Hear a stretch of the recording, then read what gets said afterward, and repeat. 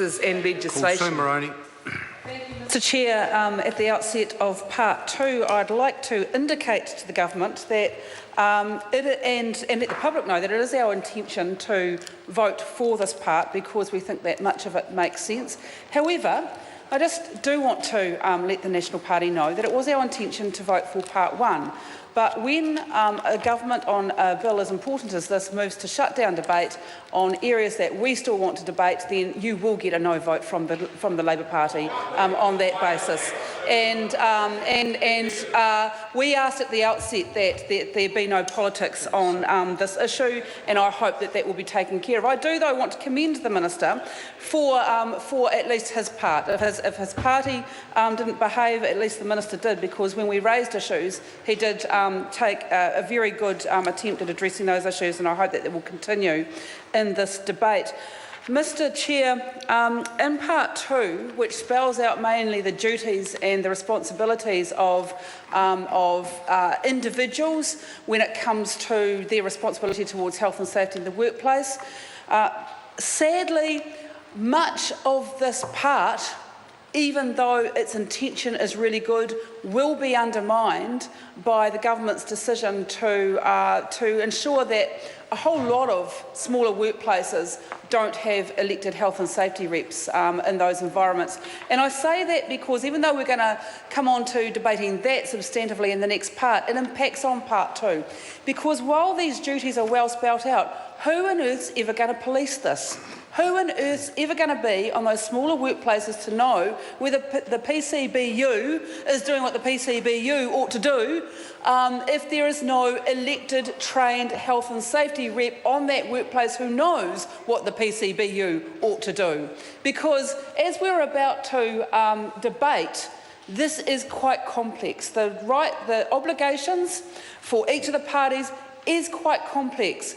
And unless people have been trained as health and safety reps, and that's the reason why health and safety reps need to be trained, how on earth will anyone in those dangerous workplaces, like farms, that the government has moved to exclude, how will they know whether these duties are being undertaken? So that's our misgiving about this part.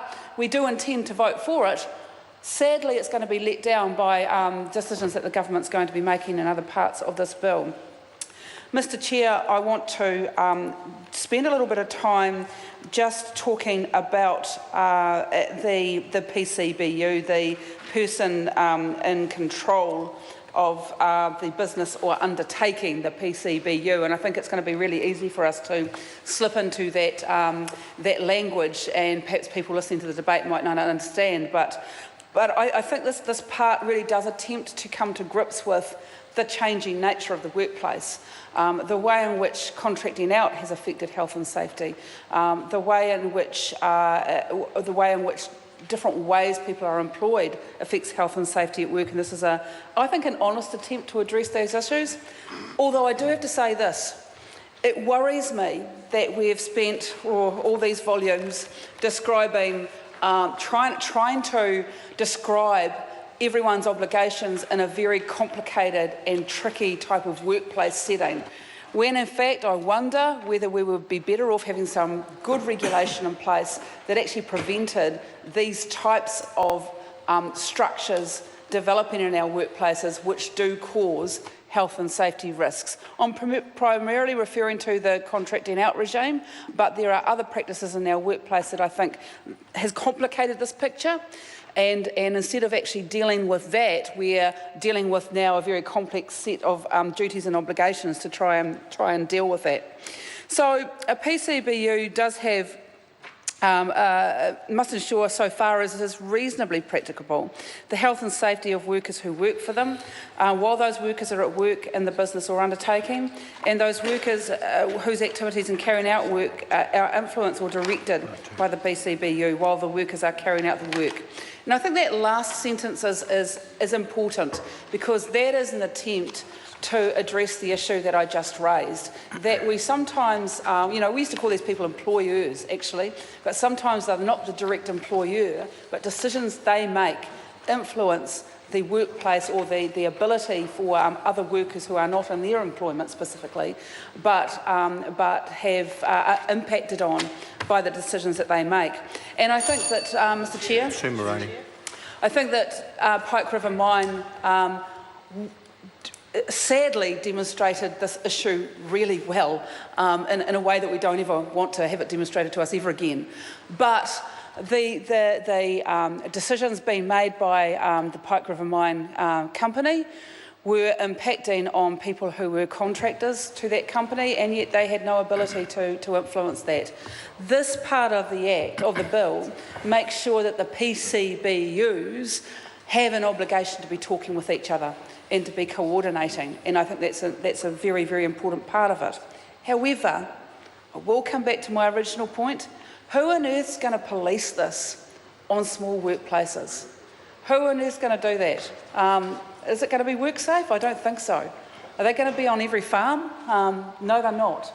And well, Jonathan Young's concerned that he thinks that they probably are. If that's a concern of the National Party, then look, the obvious solution is the one that the Labour Party is proposing, and that is to stop this nonsense of denying access to proper health and safety representation to people who work on farms and other places that are going to be excluded by this legislation, and just do what the Royal Commission said at the outset. Let everyone be covered, because part of the role of an elected and trained health and safety rep is actually to police that part 2 is happening, that the obligations set out under here are happening on all those small workplaces up and down the land, unless the government really does think that it's going to have WorkSafe living in all these workplaces and seeing what is going on. So the PCBUs, they have a range of functions. So they've got to ensure, so far as is reasonably practicable, and that's good and sound in terms of health and safety legislation. They've got to ensure that the provision and maintenance of the work environment is done in a way that is without risks to health and safety. They've got to ensure the provision and maintenance of safe plant and structures, the provision and maintenance of safe systems of work, the safe use, handling and storage of plant substances and structures. There's a range of other things, but this is all the learning from Pike River Mine, because one of the questions that I would like the Minister and the Chair to give us an answer on is whether this part of the Act would address the issue that we saw happening in Pike River Mine, where the management were actually paying large bonuses to workers to take undue haste over some construction of parts of that mine, when actually that money would have been better off being spent on making sure that there was another egress, another access way out of that mine. So would that instance of workers being given by the PCBU, being offered a bonus in order to work faster in an unsafe way, would that actually constitute, would that undermine the duties under this? And I'd really like an answer on that, because I think this is where we're going to actually understand whether this is going to make a blind bit of difference or not to health and safety in our workplaces.